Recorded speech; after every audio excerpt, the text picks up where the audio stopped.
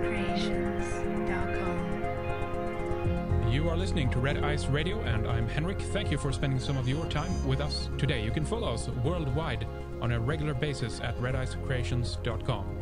Johan Oldenkamp is an all-round scientific researcher based in the Netherlands. He's the author of 25 books. The main title of his latest book is Holy Science, and this is what we're going to detail in today's program. Johan will explain how science and religion do not offer genuine insights into the nature of our reality, only descriptions of all phenomena. The reasons that both the universities and the churches offer misguidance is the artificial division between physics and metaphysics. Welcome to Red Ice Radio, Johan. Thank you for talking with us today. It's great to have you with us. I've been familiar or known about your work for some time now, and we've talked with some of your peers, of course, as well. So thank you for coming on. Good to talk to you. I'm very happy to be on the show, so thank you for inviting me. You bet. You have a lot of material, a lot of interesting stuff that we want to get into today and talk more about. Much of this can be found, of course, on your website, pateo.nl. You have tons of videos and everything, but let's kind of back up and take things from the start. And I don't know if the overarching name for what we're doing here, what you're talking about, is the holy science. And this is not H-O-L-Y, holy in that way. It's actually holy, like W-H-O-L-L-Y. So tell us the use of that word and what holy science means. Go on. Yeah, to me, holy with the W and the double L has the same meaning as without. It's referring to the whole of everything. And we've been presented by our educational system and by the churches and the governments, not the whole story, but just a very limited part. And maybe that part is also turned upside down. Maybe we'll go into that later on.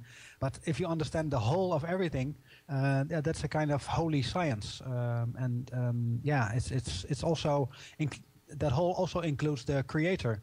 And so you touch the subject of sacred and holiness.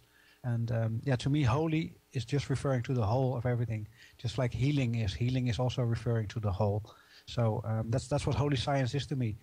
So what we're talking about here is a holistic approach of looking at everything, as opposed to as what science is currently doing, which is just looking at the parts. And very few people are actually in the process of bringing these various parts together. I guess some are, but as we know, Johan, many of these subjects are compartmentalized, and when we just study the parts, we lose the big picture of what things really are about. Yes, exactly. Everything is based in our current society on divide and conquer. A professor hardly has any basic understanding of other fields of subject. So instead of divide and conquer, what I like to do is to connect and liberate. And that's in fact what also the purpose of holy science is. By connecting all the different parts of the puzzle and seeing the bigger picture, we can start to figure out what is in fact the meaning of life and what is the reason why we human beings are on this planet. What's the sense of all of this? And once we understand that, then we can understand also to do a better job than we do at this moment, because I don't think we're doing a really great job at the moment on this planet. I tend to agree with that, definitely. Now, when did you get interested in these subjects? What's your background, Johan? When I was a student at the university, I studied psychology. I bought a lot of second-hand books about esoteric and occult subjects, and those books were much more interesting to me than the university books I had to read to get good grades. And since then, I've always been interested in the other world, so to say. That never let me loose, but it was for me difficult to have it combined, because I had to also had a career. I had to make a lot of money and things like that. But at a certain moment, I decided to quit my job as a professor. I even sold my own house and I stopped my own company to focus myself fully on understanding that kind of knowledge and to make it available to other people. But the interest has been there since I was young, but it took a lot of years before I finally was brave enough to quit old society and step towards the new one. Indeed. Now let's talk about what pieces of the puzzle that you consider has been held, let's say, by the church first of all, and then we can talk about the science as well, scientific field, because again, what you're doing here is bringing these together. It's about spirituality in a sense, but it's also about this is the scientific field. And if we go back far enough in time, that's what it used to be, but there was this split happen at one point here when, I think primarily when the church moved in and they kind of gained their hand on some of this knowledge. Some of it has been suppressed, And now some of that is coming back now with the scientific field, of just as a consequence of basically investigating everything. So these fields is kind of slowly coming back, I would say. But what part of the puzzle has been held by the church and the scientific field? Maybe you're familiar with the work of Plato, and especially the allegory of the cave, where he describes that our reality are mere shadows on a wall and not real by themselves. They're a reflection of something else. And in that allegory, I see three different worlds. The outer world is the shadow world, and that is what the universities study only. The inner world, the middle world, I call the proto-world, because proto means in front of. It's in front of the shadow world. And the origin of everything, that's the fire in the allegory of Plato, in the cave. The fire projects the shadows through objects that are in front of after the fire, I mean. So the source world is in fact the world of God, or the creator, or anything you like to call it. And yeah, those worlds have been divided. So you could say the churches were able to talk about the source world in relation to the proto world, but were not allowed to talk about the shadow world. And the universities were not allowed to talk about the other world. So there was a split between the worlds. And then, yeah, we get half of the story on one side and the other half of the story on the other side. And they were not connected anymore. So what I mostly tell in my story is, if you have spirituality without a solid ground of science, then it's fantasy. It's not real.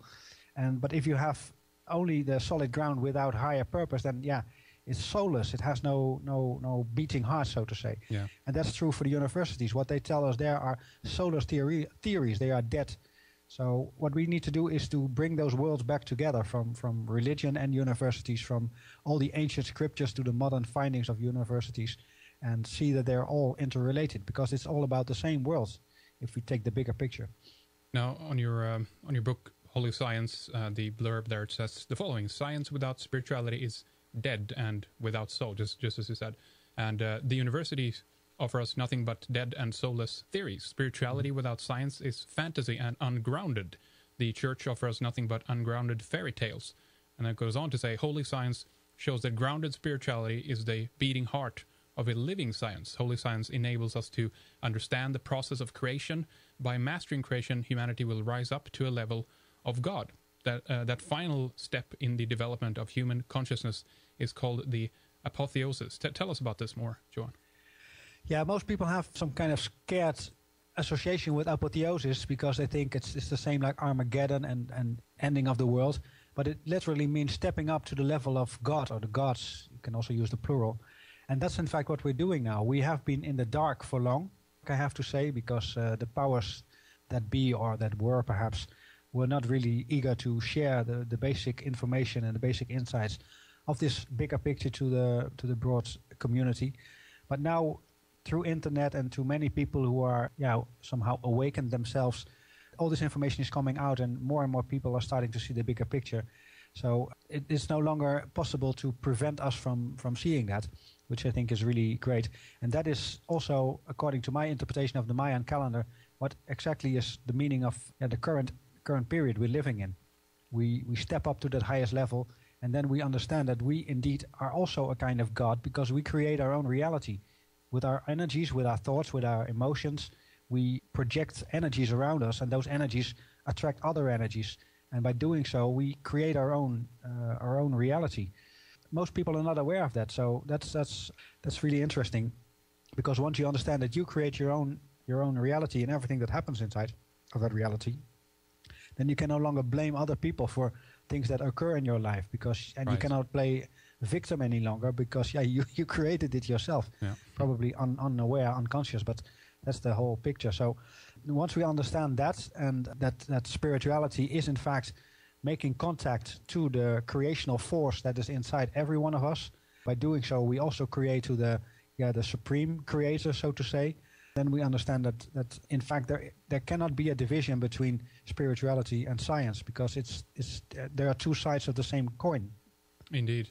Now, stepping up to the level of God, that's something that many Christians have feared and talked negatively about for many years, that we are not, mankind is apparently not meant to advance any further, although even Jesus himself said what I can do, you can do as well, and you can do it even better, right? So where's this stigma and fear come from? Do you think that we should advance up to a certain degree, but not after that point, because then we're challenging God or something like that? Yeah, if you want to control other people, then you should not encourage them to raise their consciousness to a high level. So you somehow make them believe that they are not worthy, or they are not important enough, or they are not able to. That has been done long by the churches. So it's a very good recipe to create control and obedient masses. But I think the opposite is in fact the truth. We can raise ourselves to the highest level, and that's what's happening at this moment, I think. And by that we understand truly what God is, because I think God is within each and every one of us. We are a spark. We have a kind of divine spark in us, and that is the same divinity as God with a capital G. So we are in fact all gods, or son of gods, or whatever you like to refer to that. And that's not blasphemy or anything like that. It's just recognition of true understanding of the process of creation. That, to me, that is key. If you understand the process of creation, then you understand how everything has been created in this reality. And by understanding that, you understand that you can also use the same recipe to create. So then there is no difference between the supreme creator and you as a incarnated creator, or anything you like to refer to that. So we are indeed divine creatures, because we can create our own reality. What is the process of creation? How can we explain that, and can we get help to understand what it is?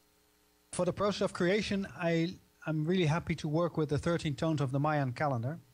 Most people are familiar with that. For instance, for the Tzolk'in, that's the most popular calendar from the Mayans. And that means literally counting of the natural days. And those 13 tones, they can be compared to the tones of a musical scale. In the musical scale, we see the first Do, and then it goes up to Do, Re, Mi, Fa, Sol, La, Si, and then the second Do. And the second Do vibrates twice as fast as the first one. So it's an increase of frequency or vibration with a factor of 2. And when you look at a piano, for instance, you see 8 white tones, white keys, I have to say, and those white keys represent the whole tones. And in between you see first 2 and then 3 and then 2 and 3, but it's a pair of 5 semitones in between. And 8 whole tones and 5 semitones together make 13 tones. And those are exactly the same tones as the tones of the Mayan calendar. So it's directly related to music. Most people are not aware of that, but it's not only in naming, but also in meaning. They are fully similar. And you can also go to the Enneagram, because in the Enneagram you see again those 7 tones, but now the Do is at the top. So you see Do, Re, Mi, Fa, Sol, La, Si, Do, and then you come back all the way to the position of the 9 at the top of the Enneagram. And in between you find at the position of 3 and 6 there are no tones. Those are called intervals. And the theory says that if you want to go all the way up to the next Do, you need to have 2 shocks, one at the 3 position and the other one starts at the 6 position. But it in fact does it work just before the 9, but that will go a little bit too far.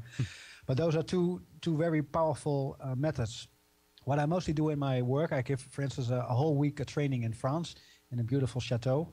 And first I talk about the own tones of each person, because the day you were born, one tone is dominating that day. So then you know your own tone. And you can do the same with the Enneagram. You can see what type you are based on a method I use for typing people.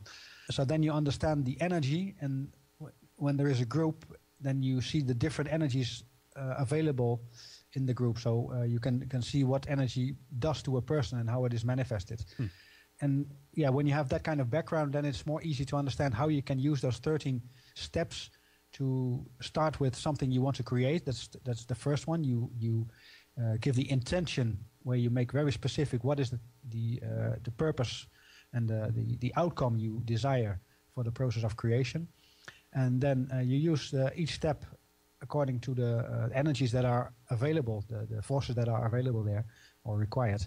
And then you end up at 13, where when you enjoy the reaching the goal and obtaining what you've intended to create. So maybe it's a little bit abstract. It's hard for the radio. Mostly when I give presentation, I have all kinds of charts with me and I can point it out. But I hope that the listeners get some kind of idea how it works. Sure. I mean, we've talked about this in various different settings. I mean, are you deriving any of this from the work of, let's say, Kalleman here from Sweden, who works also with the step pyramid as a kind of a visual representation of the steps, those 13 steps for creation?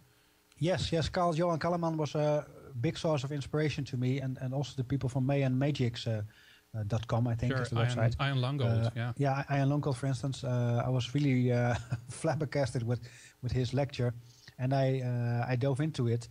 And what I really like about the work of Kalleman is that he shows that those 9 levels of that step pyramid in Chichen Itza is in fact related to consciousness.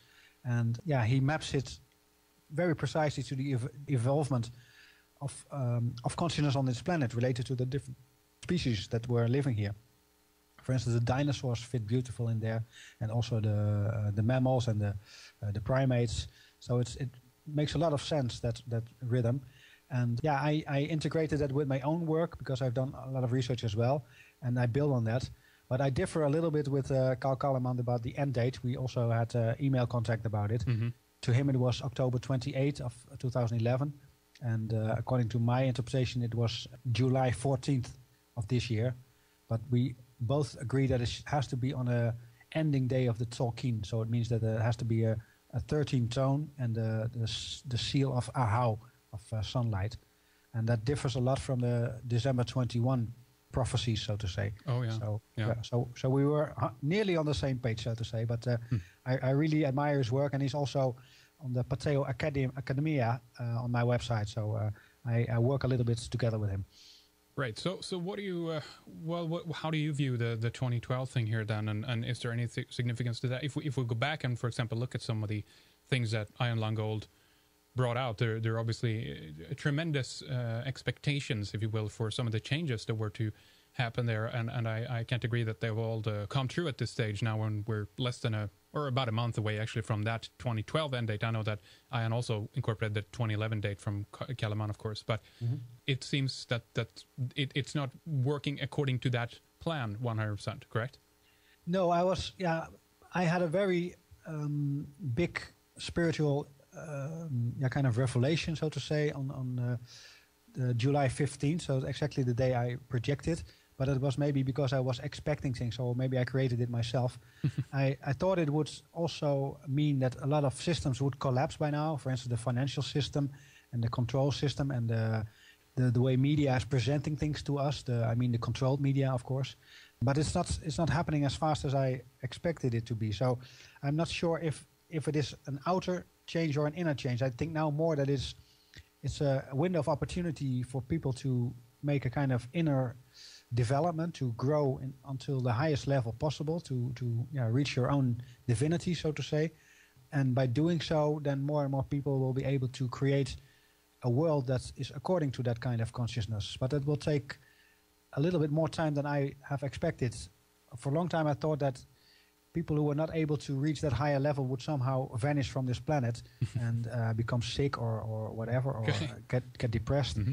But yeah, I see that it's just still going on, the same old world. Yeah, it is. It's interesting. I've when we talked with Kalleman and some of the other people around us too, it's to a certain extent it is happening, right? There's Kalleman talked about the financial trouble for a long time back in 2005, really, and this really began to fully unfold in 2008 or something like that, and still ongoing. And I kind of try to argue a little bit that there seems to be, and it doesn't mean that everything that he talked about in there is going to actually come true or whatever, but there seems to be a delay in the implementation of these energies that are incoming. There seems to be something with the fact that we're talking about something that's coming from a spiritual source, but it's actually going to come in and manifest itself into a very thick, heavy material realm, if you will, and hence there might simply be a delay in this. It might still be that some of these changes are actually ongoing, occurring, but it still might be actually X amount of years away before this fully has blossomed, if you know what I mean, Johan.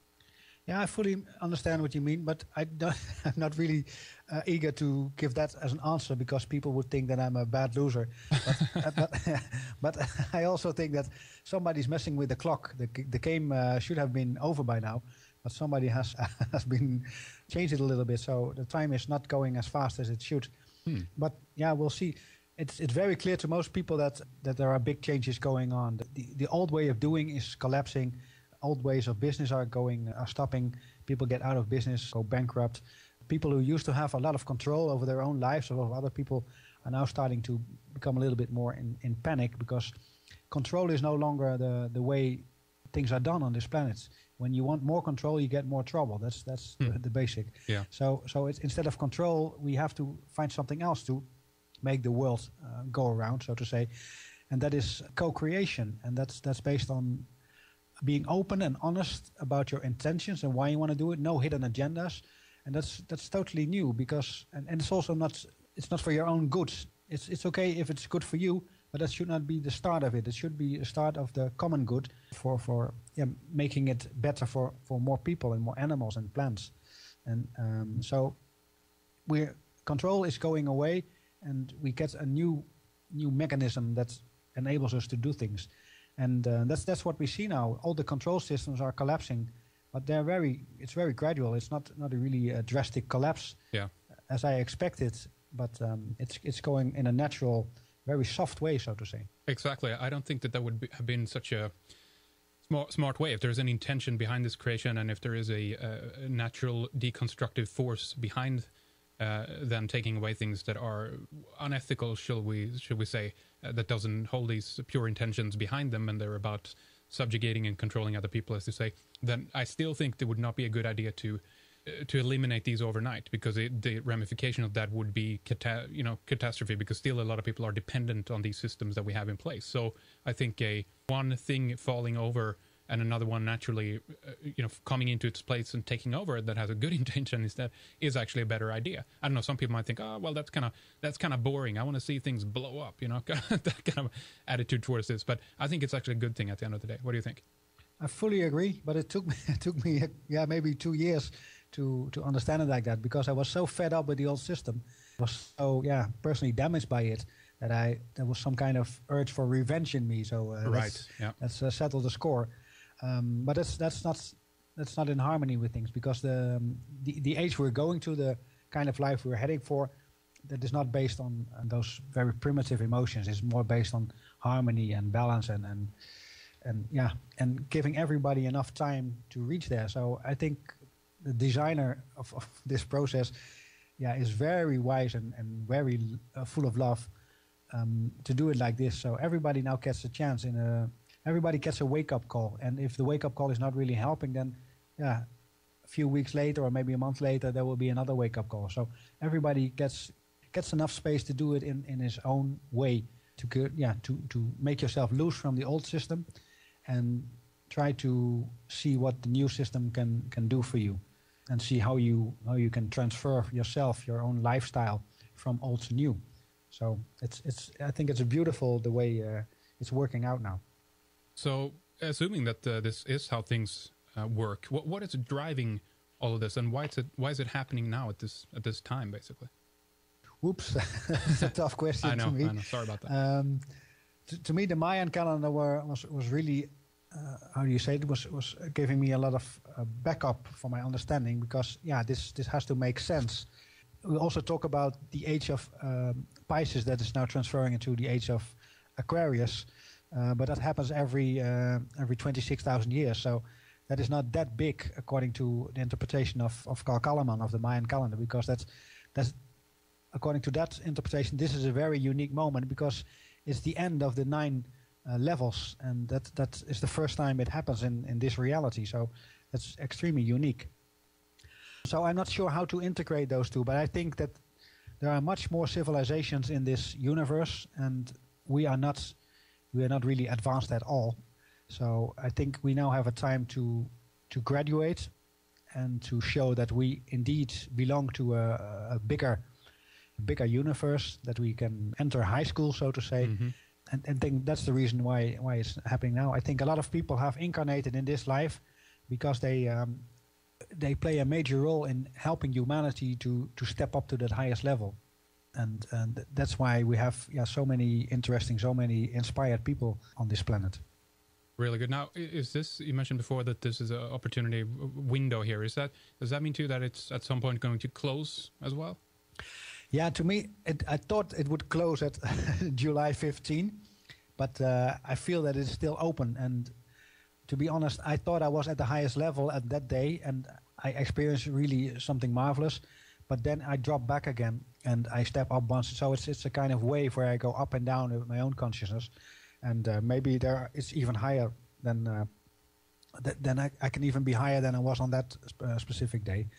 So I think the window is still open, and it might be open for a while to give everybody a chance to make that transition to a new way of living.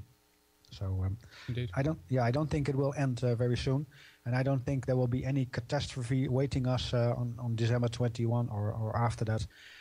Of course, our mother planet Terra is also changing, or Gaia, but that doesn't mean that that we will be kicked out of this planet, that we will like fleas from a mammal. Right. I don't think that will happen. I think we are connected deeply with our mother, and she's taking care of us. But she's also going through a transformation, just like we are doing too. Interesting. Now, is, in your opinion, evolution, either as far as it's officially defined or if you would like to redefine that, is evolution part of this process forward advancement, if you will, at all? Yeah, I think so too. And I think it's a mix of evolution and creation. A kind of energy wave is hitting us at at fixed moments, and that somehow pushes evolution into a certain direction, and then the natural evolution is taking place, and then it gets another boost from outside. So it's a dynamic interaction between the natural process of creation from inside out, combined with from outside in, kind of push, a kind of injection with special energies. I think it's something like that. Let's talk. I saw one of your video presentations there. You talked a bit about basically the ongoing mirroring and the dialectic, if you will, that we're living in, with light and dark, night and day, the measurements of times, yin yang, and also that there's a negative and positive mirroring going on between these different elements. Can you break this down a little bit for us? Yeah, of course. I talked about the cave of Plato. To me, the fire in that cave, that is the divine creating force, so to say. And that can be brought back to energy, to information, but I'll let that go. I mostly talk about the source code. So in essence, everything is just a code. But the middle worlds, the objects that create the shadows, those are the forces. And we have two primary forces, and those can be called yin and yang. And they are very familiar, but most people have not really an idea what it means, because they talk about yin and yang in the shadow world. But those are the shadows created from the interaction between yin and yang. So everything in the source is still fully in balance, but the moment it enters the second world, the proto world as I call it, then there is a division between yin and yang. And in a way for us to understand it, that's the division between electricity and magnetism. The major force, let me say like this, the major force in the universe to understand everything is not gravity, as the universities still think, but it is electricity. And electricity is creating everything. And when there is electricity, there's also magnetism, because those two interact with each other. Electricity creates magnetism, and magnetism creates electricity. And those are yin and yang. And electricity causes objects to heat, while magnetism causes them to cool. And they keep themselves into a kind of beautiful balance.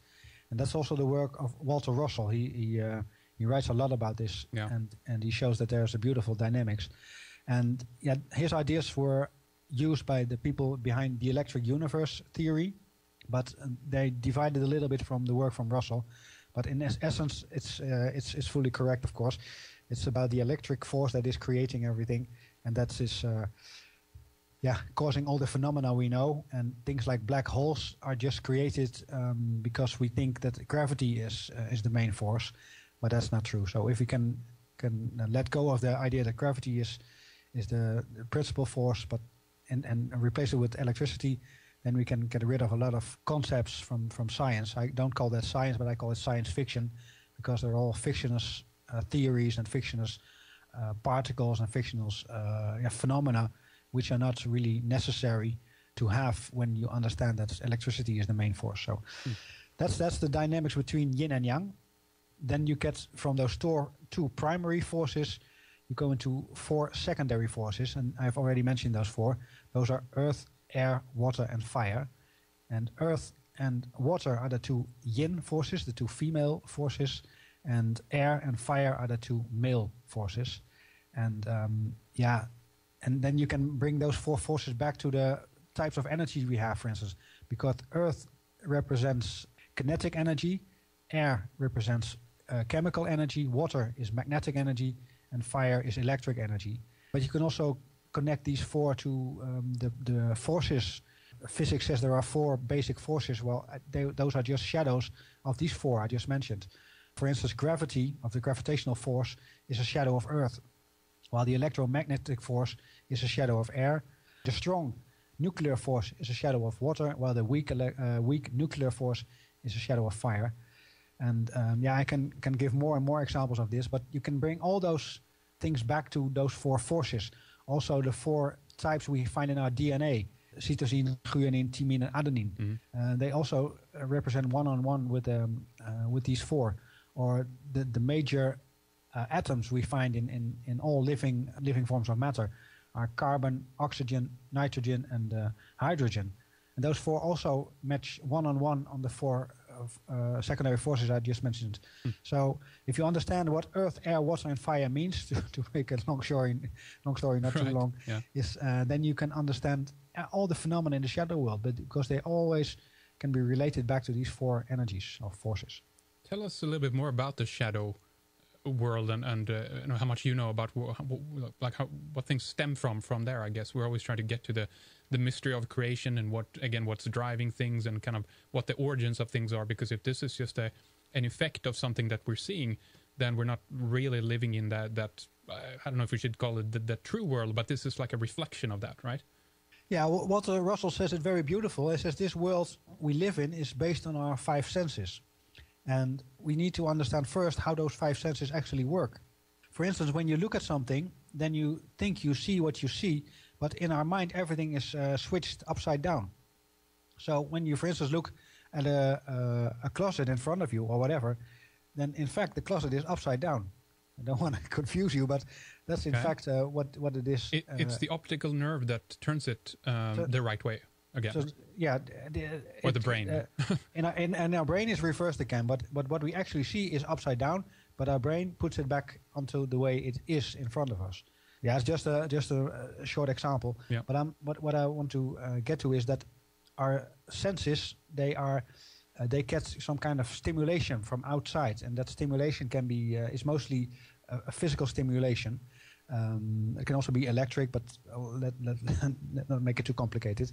And that means just basic signals, and those signals are interpreted by our senses, and then they are coded, and then they are transferred to our brain, and our brain is making something out of that. And that means that we indeed create our own reality. There's a very famous video on the internet where you are asked to count how many times a basketball is being passed over. And when you focus on the basketball and you're counting, then you not see what happens, because in the end you get the question, did you see the monkey? Yeah, that's right. Probably you've seen it, sure. But it's very I should not judge it in advance. Lovely. But it's amazing that you will not the first time we're actually not seeing something really important. And in my study of psychology, I saw many more examples where your senses can be easily fooled. Yeah. So like there's a monkey on the basketball field, but you're focusing on the ball so much that you didn't even see that. It's incredible. Yeah, it's very incredible because you don't believe it, and then you see it, and then you cannot understand that you didn't see it. So our sense is not really reliable, and of course the police knows a lot about it because they interview witnesses, but they know that whatever they bring up is not really reliable at all. And so, but we do base the universities, all the theories we have are based on those five senses. Exactly. So, yeah. So that's a little bit tricky. So empirical, sorry to interrupt, John, but empirical science, meaning what we see and observe, is not any guarantee for it really happening then. Yeah, maybe they happen, but we don't have how do we say? We don't see the whole picture. We only see the effects of it, and how they influence our senses and what we create of that. But the biggest problem with the universities at this moment is that they don't offer real explanations. They just give mere descriptions, and they use fancy formulas, scientific, mathematic formulas to impress us. But to me, it's just like Hans Christian Andersen says in his fairy tale, it's the emperor who has no clothes on. Yeah. But when you are impressed with the non-existing clothes of all the formulas, then you don't see it. But if you are a child and you see, whoa, the emperor is butt naked, then you start to understand that it's not really an explanation. It's just a description. Just like the gravitational force is not really an explanation at all.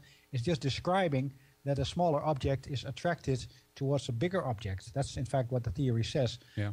But that doesn't help us really much further. That's right. It's an effect of something, and whatever that is, we don't know at this stage. No, and that's why we need to go into the proto world where the forces are interacting. That's why I'm also very fascinated by the Mayan calendar, by the I Ching, and by the 9-star key, and by all the ancient stuff from the East and the West, and from South America, Middle America, and India and China and so on. Because those scriptures are not about the shadow world. Those scriptures are about the dynamics in the world in front, on the other side of the veil, so to say. And when we understand the dynamics on the other side of the veil, then we can also get a better idea of why the dynamics is here in this world. So if we need to understand the shadows and when we want to explain them, then we need to get across the veil. So we have to enter the proto world. And we can do that with our own thinking and our own feeling, because we are also on the other side of the veil when we are in our minds. Our mind is not in this world. Our mind is on the other side of the veil, but we think that we are on this side because we fully rely on our senses. Yeah. And all the ancient cultures also use all kinds of stimuli for the brain to detach itself from the physical world and enter another world. And that's why the governments are so trying to suppress all that, because then we enter another world that in fact we are much more than we think we are.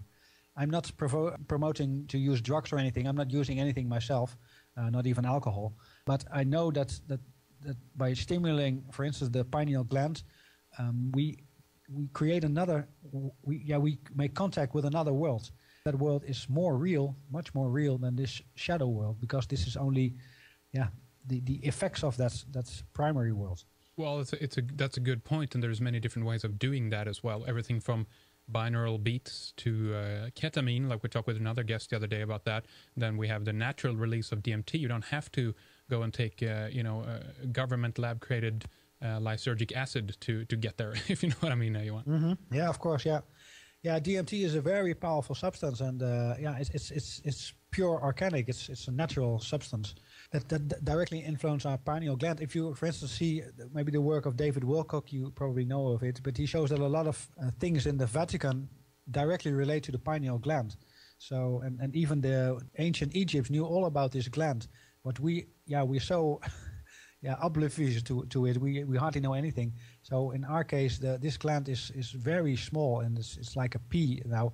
And I think with normal use, it would be like a small ball, like a ping pong ball from table tennis. So it can be much bigger than it is now if we know how to stimulate it and let it function in a normal way. And of course, when it's much bigger, then our inner world is also much bigger than our outer world. At this moment, hardly anyone understands that there's an inner world, but everybody is so focused on the outside world and running and getting stressed and thinking that it's all about that. But that's not it. That outer world that disappears the moment we die, and then we are only then we see that we only have the inner world. So I think it's better that we realize that before we die and already stimulate it, and the shock is less dramatic. Walter Russell had a very interesting way that he connected, shall we say, with the source for much of this knowledge. And as you said before, you've been reading quite a bit and everything as well. But you also said you did have some, I guess, moments of intense connection to the source. Can we put it that way?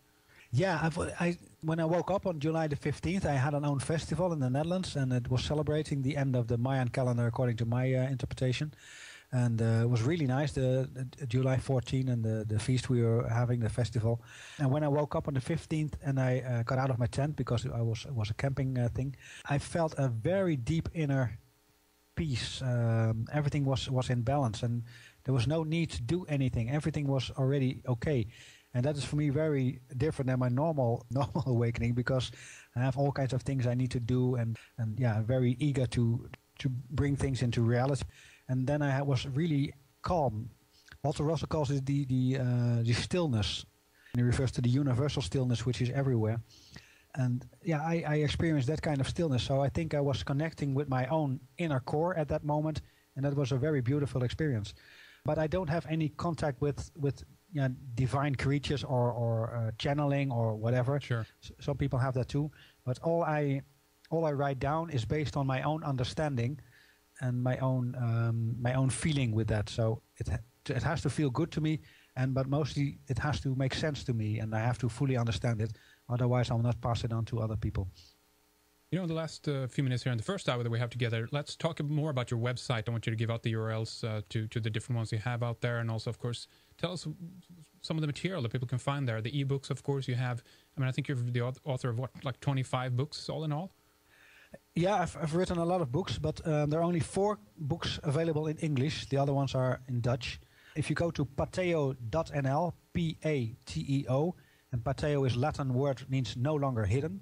When you go to that website and you click on English, because there are also other languages you can choose from, in total 9, but most is in Dutch and in English and a little bit in French and German. But you can even click on Chinese if you want. But if you click on English, then, for instance, you find on the homepage a lot of videos. And if that's not enough for you, then you can also click on the left side. There's also the word videos, and there are even more. And if you like to read from screen, or you print it yourself, you can find the 4 ebooks I wrote.